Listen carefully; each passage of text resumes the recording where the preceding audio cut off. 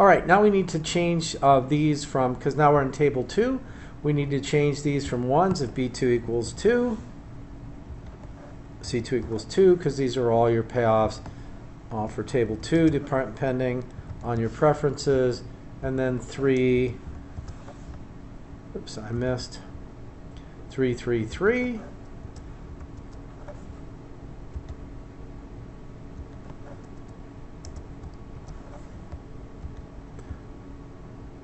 Change the 1s to 4s.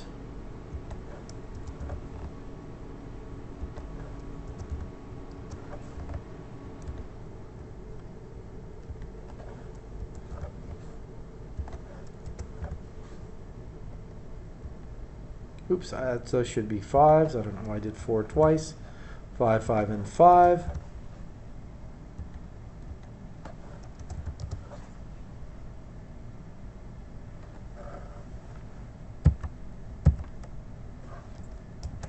Oops, bounce to another table here. So these are our various payoffs.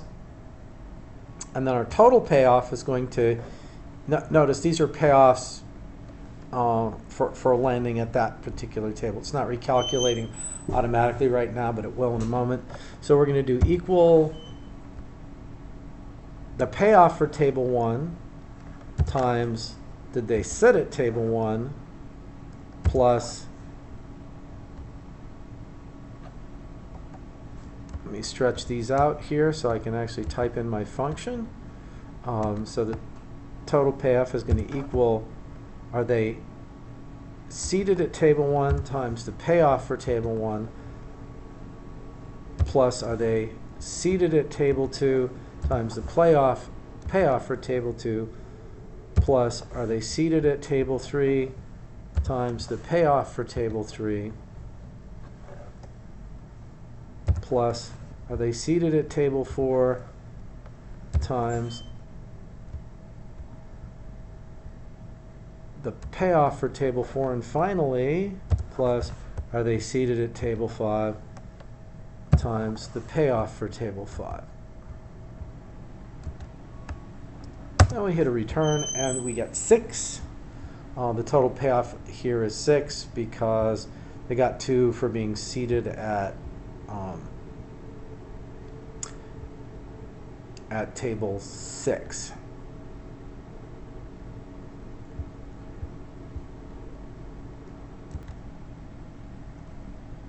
Okay, so I noticed that I had values in my payoffs that were not accurate because I was getting things not 0.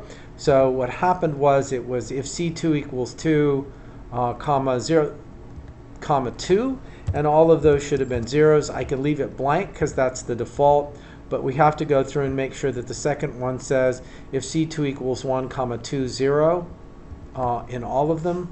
And you see this one, if C2 equals 2, comma 2. And again, we can either have that there, but I had a comma 2, and I got rid of those so that they all now function correctly. So make sure that we've got those in there and that extra comma isn't in there if you were following along closely. And the same thing. So these all work now. I'm going to grab them and bring them in a little closer so I can see everything on my sheet, which will make things easier to click and drag. And so now we have our basically our technology set up here, our profit function, our payoff function, and our total payoff is 6. This worked. And then we're just going to grab those and we're going to drag those all the way down here. All right? And then we are going to, at the bottom of each one of these, I'm going to sum equals sum, and it's going to be G2 to G41. All right? And that's 0 right now. And I'm just going to sum all of these across because I want to sum all of the values down. Sum N2 to N41. And you notice these are not recalculating on my sheet. But I get them in there if I do this. So this is our total values. And now we're going to set up our solver. All of these are ones, right? And what we want to do is we want to maximize this total here in L41. This is our total here, and this sum, and it's giving us a 0 here, but it's 240. And it's the same as this one because it gives our maximum because they were actually seated in that. Notice that 40 would have been if everyone was their third choice, but this isn't. So now we're going to go to our solver. I'm going to click Save. And notice when you click Save, it auto-updates, and so you see all of the appropriate values in there. We can't have 40 people at that table. Only 8 will fit. And of course, these aren't the real choices. We couldn't have put anybody in there. It's just an arbitrary putting everybody in there to start the solver. So we're going to go to our solver, and yours will probably be blank.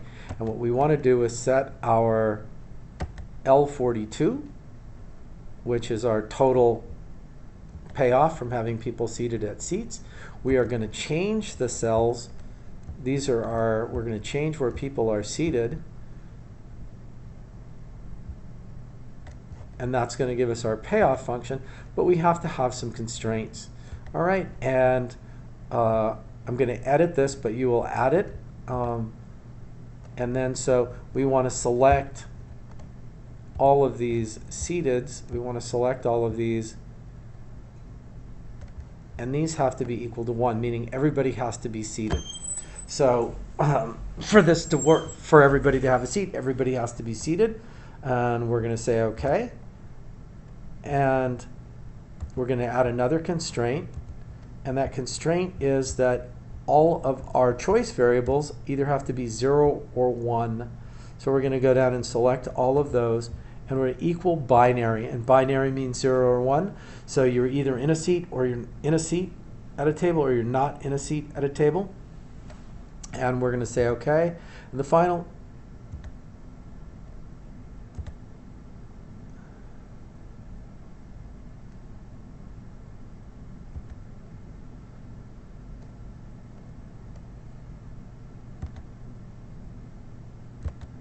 OK. So you actually have to put it as binary and OK, not as equal, and it'll pop up as binary. You can't say equals binary, you just have to make it binary. Little glitchiness there. And the final thing we have to do is make sure that our G2 to K48, these are our sums at the table, are less than or equal to 8. You can't put more than 8 people at the table, so we're going to say OK. And finally, we're going to change, it probably came up GRG nonlinear for you. And we're going to make sure it's the simplex and make the constrained variable non-negative. So we're going to click Solve. Flashes away for a minute, says OK. We say OK, and we have 8 people. Everyone is seated. We can go check that.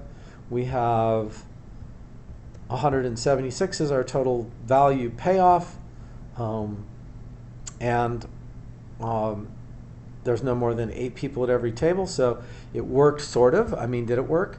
What if we took we're just going to take somebody, and we'll take somebody down here to check. What if we moved, what if we switched these last 2 people? So we put a 1 here and a 0 there, and right. So we're going to do 1 and 0 and 0 and 1, and we're going to resum our values.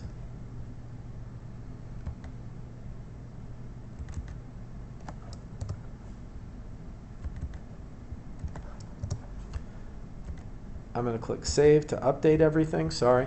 And because my function F9 isn't working right now, and that's 169. So if I go back and let me put that as a 0, and that is a 1, and that is a 0, and that is a 1. So, and then I'm going to save again just to update. And so you see I moved those guys. I'm going to go over and try a couple more to make sure.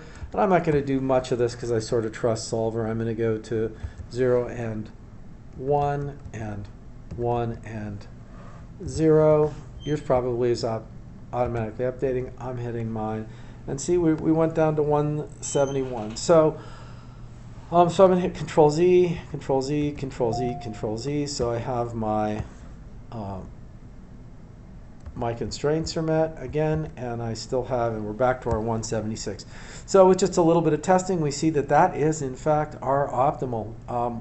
Wow, what to do? Scary.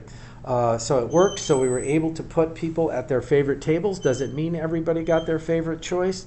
Nah. Right? Did anybody get really a low performance? Well, yeah, there were some people who were pretty far down the list. While this optimizes, it doesn't make sure that everybody gets their first choice. It just makes sure that overall people are fundamentally maximized, that we could do over the top of that. Now we could come and sort by total payoff.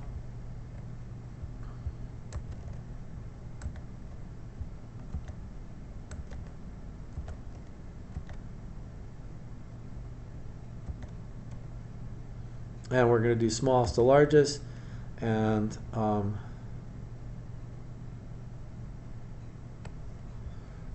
right, there are, nobody got 0, everybody got at least their third choice, right? No, everybody got at least their second choice. That's pretty good, right? So so these guys are at table 4. That was preference 2. So the algorithm worked out pretty well in this case. Most everybody got first or second choice by moving them around. This helped by allowing people to have fewer choices, meaning to double up on their first and second choices. That made less competition for third choices. But so there we go. Pretty much most people got to be where they wanted to be. The process that was used to select which tables they want was a random uniform process, which meant most people were pretty indifferent about it, or there wasn't a super favorite table. And so that is why this worked out, getting most people. But if there's not a huge preference like that, then this is going to work out pretty well. So we're kind of happy with our outputs here. Go solver, go simplex.